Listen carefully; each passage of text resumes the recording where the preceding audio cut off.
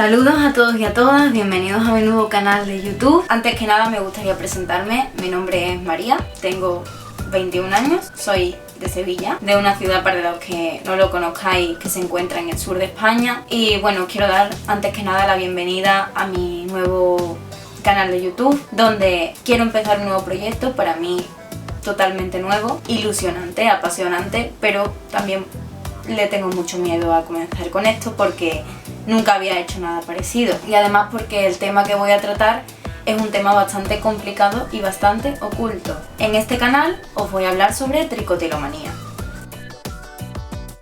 Probablemente muchos de vosotros habíais escuchado este nombre antes, otros nunca, otros quizás la tenéis pero no sabéis que se llama así, otros quizás habéis topado con el vídeo porque algún familiar o amigo la tiene. Y bueno, a mí me gustaría aclarar algunas cosas sobre las personas que tenemos tricotilomanía. Digo tenemos porque yo también la tengo, y es algo bastante complicado con lo que se convive día a día. Es algo súper habitual en nosotros, que hacemos todos los días, casi a todas horas, cuando no nos está mirando nadie o quizás incluso delante de las personas. En fin, para los que no conozcáis este término, la tricotilomanía, en muchas páginas web, muchos profesionales de la salud, manuales de psicología, se define como un impulso inminente e irresistible a arrancarse el cabello de la cabeza o bien el vello de diferentes partes del cuerpo. Puede ser las cejas, puede ser las pestañas, los brazos, las piernas, incluso vello púbico. En definitiva, es que la tricotilomanía consiste en el impulso de arrancarse el pelo. Yo también la tengo, lo que pasa es que ahora mismo quizás no se me note porque llevo puestas extensiones. Llevo teniendo tricotilomanía desde que tenía 10 años, si ahora mismo tengo 21, han pasado 11 años conviviendo con esto, 11 años que han dado para mucho, para terapia psicológica, para usar diferentes recursos para tapar mis calvas, porque evidentemente las personas que tenemos tricotilomanía nos hacemos calvas. A mí me afecta, por ejemplo, a la cabeza y a las cejas. Antes que nada me gustaría decir para todos aquellos curiosos que se lo están preguntando ahora mismo, ¿quitarse el pelo duele? A las personas que tenemos tricotilomanía no nos duele quitarnos el pelo. Lo hacemos inconscientemente y no sentimos sensación de dolor. Mi objetivo con este canal es hacer o difundir más bien toda la información que tengo acerca de este problema, porque es algo que está muy presente en la sociedad. Según datos que he mirado, aquí los tengo apuntados, aproximadamente el 4% de la población mundial sufre tricotilomanía, lo que quiere decir que si existen 7.400 millones de personas en la Tierra, aproximadamente unas 296 millones de personas tendrían esa condición. Lo que ocurre es que al ser una situación tan oculta que casi nadie lo hace, porque claro, si nosotros miramos hacia nuestro alrededor, ¿quién se quita pelo? Apenas conocemos a familiares que lo hagan, o quizás conocemos a una persona en nuestro círculo, pero ni amigos, ni familia, ni conocidos. Es muy raro que conozcamos a alguien que se quita el pelo. Yo de todas las personas que conozco, solamente conozco a una. Bueno, hoy en día conozco más porque pertenezco a un grupo de tricotilomanía, un grupo de apoyo que encontré por casualidad en internet y a los que agradezco muchísimo todo su apoyo. Son uno de los motivos por los que estoy haciendo este vídeo. Para quien esté interesado, en Facebook podéis buscar Tengo Trico o grupos de tricotilomanía y os van a aparecer un montón, sobre todo el de Tengo Trico. Mi objetivo con este vídeo, como he dicho, es difundir información acerca de la tricotilomanía, sobre todo en español, porque ya he visto algún canal en inglés que hablan sobre tricotilomanía. Rebecca Brown me parece que se llama, o Becky Brown, y la verdad es que habla sobre este tema, pero curiosamente en español no hay ningún canal que hable sobre esto, así que me gustaría que se difundiese información. Para mí es algo súper complicado, porque para mí ponerme delante de la cámara significa que lo vean mi familia, que lo vean mis amigos, que lo vean conocidos y que conozcan esta condición mía que llevo ocultando durante años.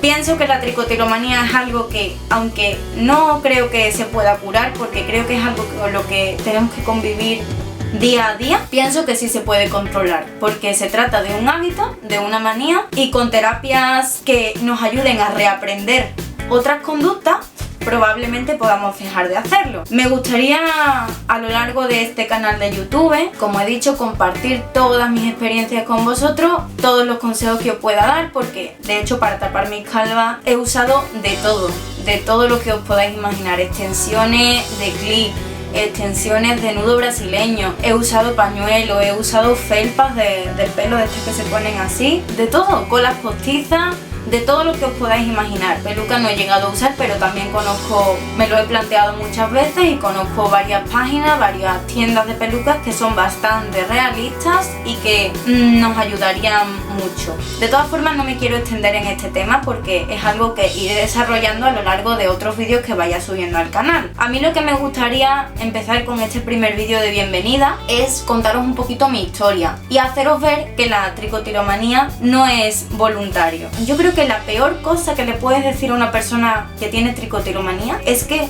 pare de quitarse el pelo. Cuando alguien te está viendo quitarte el pelo, que alguien te diga: ¿qué estás haciendo? ¡Para! Yo pienso que esa es la peor cosa que se le puede decir, porque estás dando a entender que lo estás haciendo queriendo. Entiendo que te lo digan para que pares, pero que te lo digan con el tono de ¿para qué estás haciendo? ¿Puedes parar? No, porque no es algo que tú controles, es algo que tú incluso lo haces inconscientemente. Entonces me gustaría dejar claro antes que nada que no podemos controlar esta situación. Bueno, antes que nada comenzar con mi historia. Como he dicho, tengo 21 años y sufro tricotilomanía desde que tengo 10. Han pasado 11 años. Recuerdo que estaba en cuarto de primaria y que estaba en clase. No se había dado ninguna situación de estrés ni nada que pudiera alterarme para que pudiera comenzar a hacer esta conducta. Normalmente la tricotilomanía comienza a una edad temprana, en la niñez, en la preadolescencia. La franja de edad clave es entre los 9 y los 13 años. Entonces, bueno, yo empecé en clase, me acuerdo que no se había dado ninguna circunstancia para que yo pudiese estar alterada, de hecho lo estaba haciendo sin estar alterada, y empecé a tocarme el pelo por esta zona de aquí, hasta que cogí y me arranqué el pelo. De buenas a primeras. Nada se había dado para que yo pudiese hacer eso. Y sin embargo me quité pelo y me acuerdo que esa sensación a mí me gustó, me causó cierto placer. De hecho, seguí quitándome pelo de aquí y me hice una pequeña calva. Una pequeñita calva justo aquí.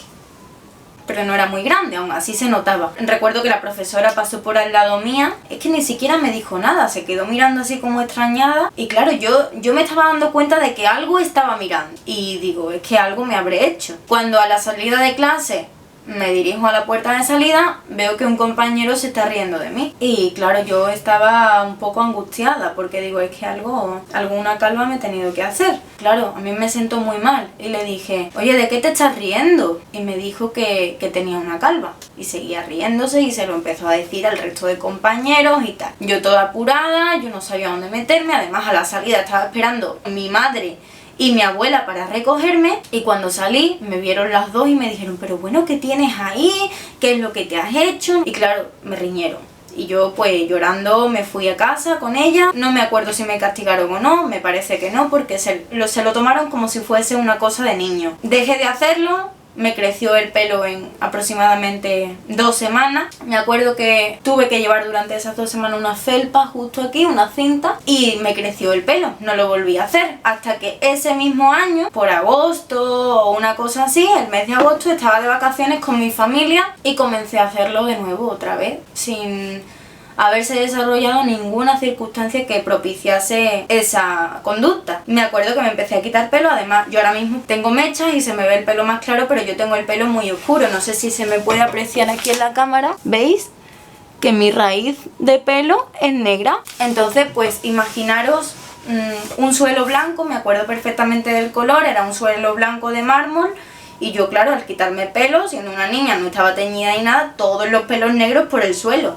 Me acuerdo que incluso mi padre decía, hay que ver lo que se os cae el pelo, como dirigiéndose a mi madre, a mí, a mi abuela que también estaba allí, pero realmente era yo que me estaba quitando el pelo y lo estaba tirando al suelo. Yo me sentía muy mal porque estaba volviendo a hacer una cosa que ya había hecho durante el curso, que me había dejado una calva, que había sido motivo de risa para mis compañeros, motivo de preguntas para mis familiares, así que decidí contárselo a mi madre, porque siempre he tenido mucha confianza con mi madre. Mi madre lo que me dijo fue: ¿por qué estás haciendo eso? ¿Otra vez lo estás haciendo? Como si fuese algo que yo estuviese haciendo queriendo. Y claro, yo era la última que quería dejarme calva. Mi madre me echó una bronca, se quedó ahí la cosa, pero esa vez no dejé de quitarme pelo. Me acuerdo que me hice una pequeña calva aquí y que al comienzo del curso siguiente empecé a quitarme pelo, de manera que, bueno, mi primera gran calva me la hice en esta zona de aquí detrás. Tenía aproximadamente este tamaño,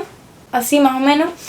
Y me acuerdo que me la hice un día en casa, justamente ese día tenía por la tarde una convivencia con mis compañeros en mi colegio, que claro, como me había hecho la calva, a la hora de vestirme me puse un poncho rosa que me había hecho mi abuela con un gorro a juego que también me había hecho ella. El gorro me lo había puesto por dos motivos: uno, porque me gustaba, y el motivo fundamental era para taparme la calva. A la hora de salir, mi madre se extrañó de que llevase gorro, porque yo nunca suelo llevar gorro a ningún sitio. Se extrañó y me dijo que por qué me había puesto el gorro, y yo le dije que porque me gustaba, y me dijo: no, eso es porque te has quitado pelo, no sé cuánto, a ver, quítatelo. Total, que me obligaron a quitármelo a la fuerza y me vieron la calva. Me echaron una bronca enorme, me castigaron sin salir y me quedé sin ir a esa convivencia que tanto me hubiera gustado ir. Otra de las cosas que me pasó ese año, con 11 años, yo hacía la primera comunión. Y claro, pues las niñas a la hora de hacer la primera comunión se peinan en la peluquería normalmente. Mi madre no me pudo llevar a la peluquería porque tenía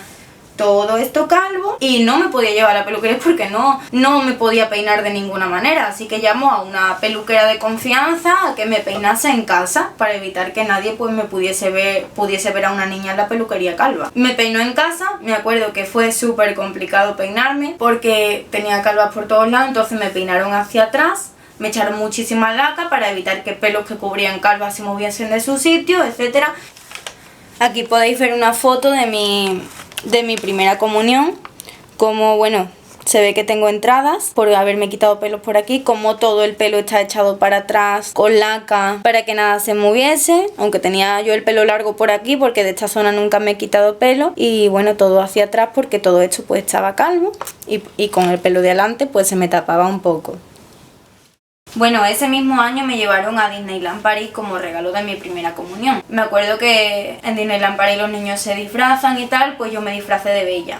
Como tenía toda esta parte del pelo calva. Bueno, calva no, porque ya me estaba empezando a crecer. Mis padres me habían llevado a 2 psicólogas diferentes durante ese mismo año. El pelo lo tenía muy cortito y me disfracé, pero tenía que llevar mi pañuelo. Mi madre me compró una serie de pañuelos, tenía 2 rosas y uno así como con tela vaquera, que me los ponía en el pelo y a los que le tengo una manía horrible. De todas formas, todo esto que os estoy contando sobre los pañuelos, las cosas que he usado yo para tapar mis calvas, os hablaré en otros vídeos. Mi objetivo con este vídeo fundamentalmente es dar a conocer la tricotilomanía como un trastorno involuntario, que no lo hacemos queriendo, que no podemos ser conscientes de ello. Podemos aprender a controlarlo, pero para eso se requiere de un tratamiento lo antes posible, desde la niñez, desde que empiece. También dar a entender que es un problema que no se debe tomar a la ligera, que no es ninguna tontería, porque tiene mucha repercusión social. Nos dificulta el no sentirnos bien con nosotros mismos, con nuestra imagen corporal,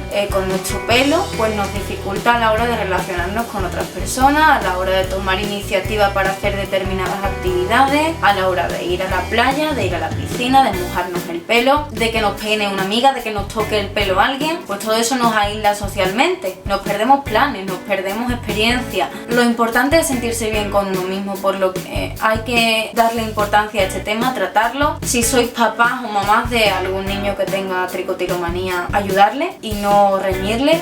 También subiré otros vídeos sobre cómo me hubiera gustado a mí que me hubiesen tratado mis padres con respecto a este tema durante la niñez. Y bueno, nos puede afectar a tantas áreas en nuestra vida que es muy importante buscar las causas, porque yo pienso que esto tiene una causa de estrés y de ansiedad y que hay que intentar evitar, tratar este problema con naturalidad. Y bueno, si he decidido hacer este canal de YouTube, espero poder aportar mi granito de arena, mis experiencias, mis consejos para ayudar en esta causa a todas las personas que la padecen y a todas las personas que nos rodean.